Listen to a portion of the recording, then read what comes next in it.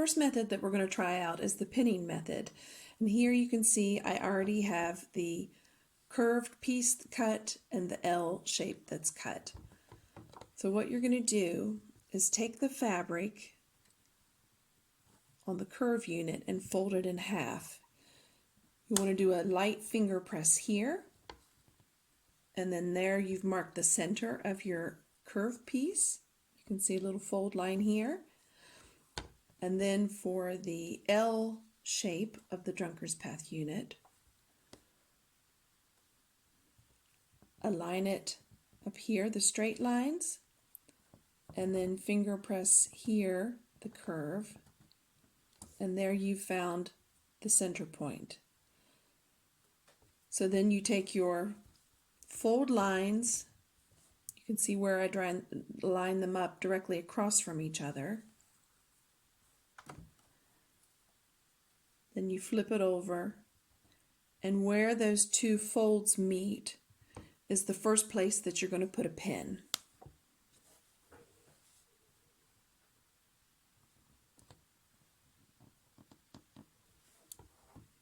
There's the pin in the center. Then what you're going to do is take you can see where here is the straight part of the L shape, and here align it with the straight part of the curve. That's where you're going to pin that in place.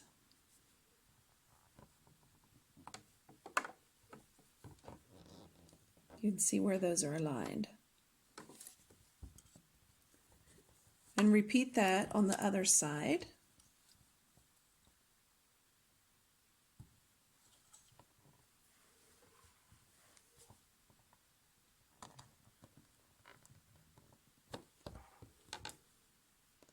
So there, that's pinned. Some people might want to add an additional pin here in between. I actually prefer to work with 3 pins, but I would not go above 5 pins. So this first spot where you set your needle down is going to be pretty crucial. Just take your time with it. Remember, with sewing curves, it's like driving a car. On the straight stretches, you can go faster, and on the curves, you need to slow it down a little bit.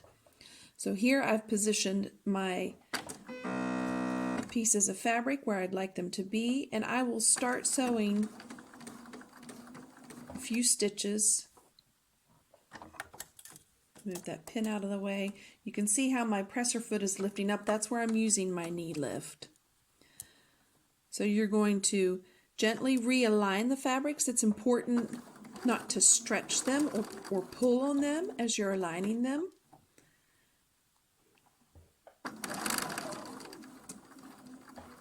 And you can see how slowly I'm going. Sometimes I'll just use my fingernail to kind of reposition them. It's important here. It looks like a little bit of a fold is starting to happen. Just lift up your presser foot and pull that around to where it's nice and smooth.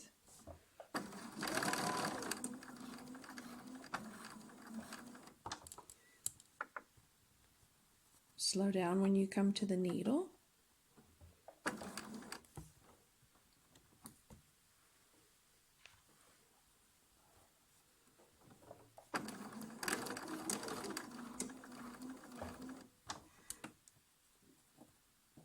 Again, it's about repositioning the fabric as you go.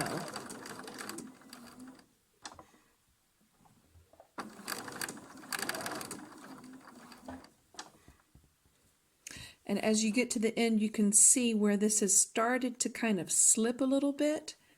Here's where you can take a little bit of a needle. I'd lift up the presser foot, take a second needle. You're going to want to gently lift the fabric up here, and then you can take a needle. You can't see that very well. And pull the fabric a little bit. You may have to readjust how the fabric is coming.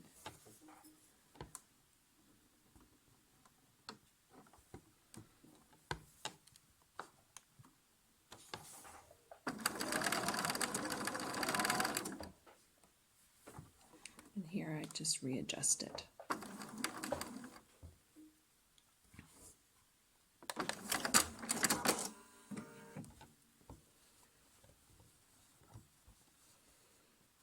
And then you can iron that out and trim that one up. And now we're going to move on to the what is called no pin and ease method. Here you can see I have the curve unit. Here's the straight edge of the curve unit. I'm going to take the L unit and just lay it on top to where those align here in a straight line. Position it under the sewing machine how you want. You may have to readjust. And here I'm using a 1/4 inch sewing foot. If you don't have one, it's very important to get one because that can make a really big difference in how your patchwork pieces come together. So I start and sew a few stitches, and now I'm coming to the point where I'm starting to lose the curve. So I gently pick up the L shape and try to ease it on around. Again, I'm using my presser foot, or excuse me, my knee lift, which makes it a lot easier to make those adjustments when you're sewing. Again, I'm going to stop in between and gently lift it around.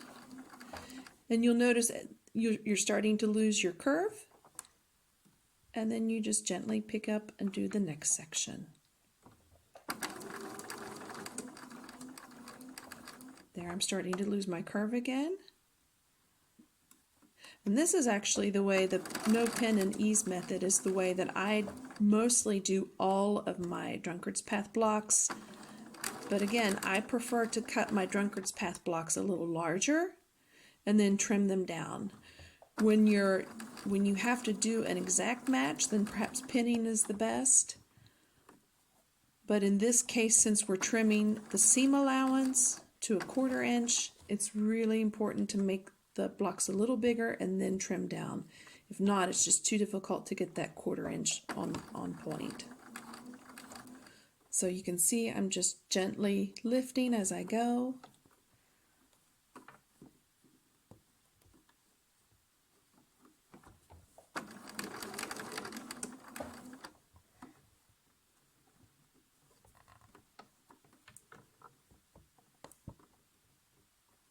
Really, I could use a pin for that one to turn it around.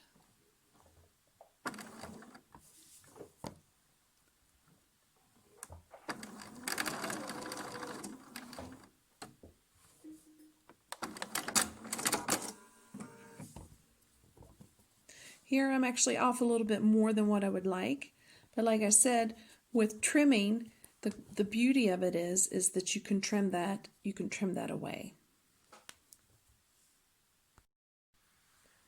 Now we're moving on to trimming the Drunkard's Path blocks.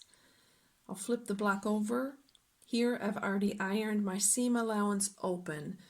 Most of the time when I'm doing a Drunkard's Path block, I will iron it to the side, but since it's flat here, it just lays nicer whenever the block is coming together.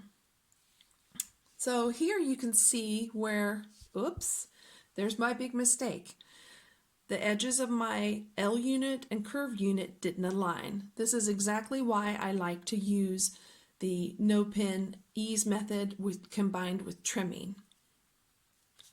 So what I'm going to do here is I'm just going to quickly clean that up.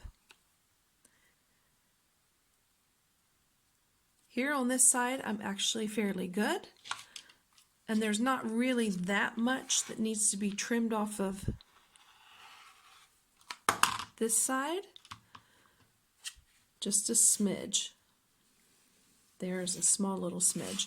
But now you know that at least you are squared up here. Then you're going to want to align at the 1/4 inch marking here on the Drunkard's Path block, here on the curve, align it there. And I'm going to have to move this just a little bit. Here you can see where I'm starting to align on the 1/4 inch mark and there. And this you want to do maybe at a scant. You can see how off the L unit is. But that just has to do whenever you cut the fabric on the curve. It's a little bit like sewing on the bias. So here I have a 1/4 inch seam allowance and a 1/4 inch seam allowance. Then you can flip the block and trim it to 3.5. Here I've aligned it 3.5. Again, my alignments are here. Here it's all been lined to 3.5.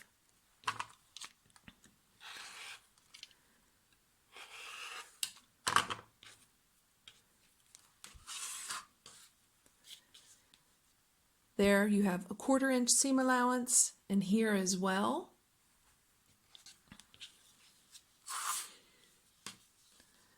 And you can compare the two. You see how even this edge is a little wavy.